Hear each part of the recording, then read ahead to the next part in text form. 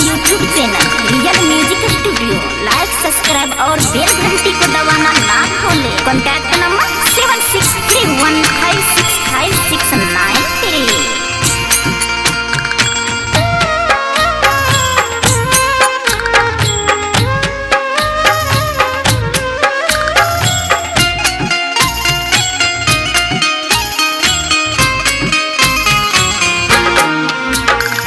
करी माई दुखिया पदया हो तानी अभागिन लोग कहे पगलियान हो। करी माई दुखिया पदया हो तानी अभागिन लोग कहे पगलियान हो। माई तोहरे पूजबा हम बनब सुंदर मोहनियान हो। करी माई दुखिया पदया हो तानी अभागी लोग कहे पगलियान हो। करी माई दुखिया पदया हो तानी अभागी लोग कहे पगलियान हो। माई तोहरे पूजबा हम बनब सुंदर मोहनियान हो।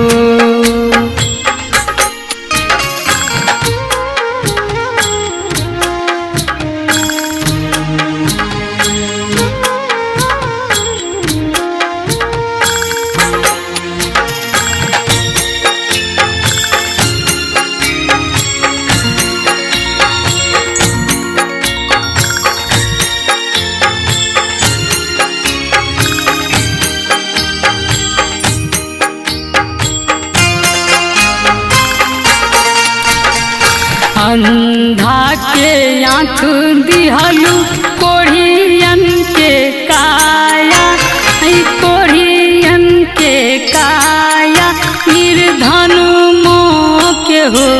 माई तोहरे गाथा गाई हो महान बापू जरियान हो। माई तोहरे गाथा गाई हो महान बापू जरियान हो।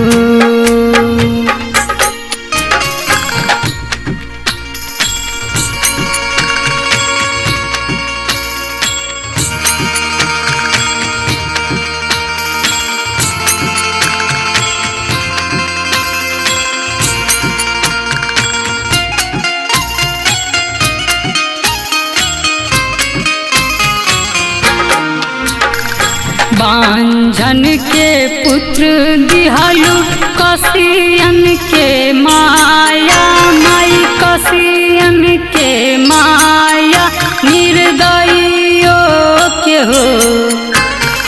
बांझन के पुत्र दिहलू कसियन के माया, माई कसियन के माया निर्दयियों के हो। माई तोहरे आशीष दासे होई सुहाना बाऊ मरिया में हो।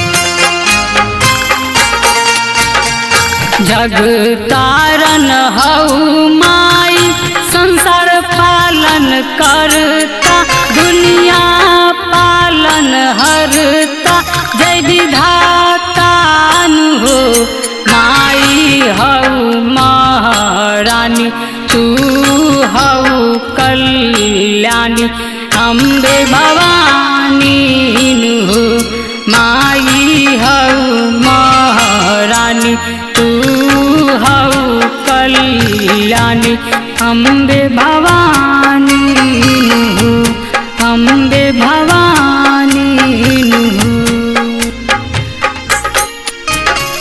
करी माई दुखिया पदाया हो तानी अभागिन लोग कहे पगलियानु हो करी माई दुखिया पदाया हो तानी अभागिन लोग कहे पगलियानु हो माई तोहरे पूजब हम बनब सुंदर मोहनियानु हो करी माई दुखिया पदाया हो तानी अभागा लोग कहे पगलियानु हो माई तोहरे पूजब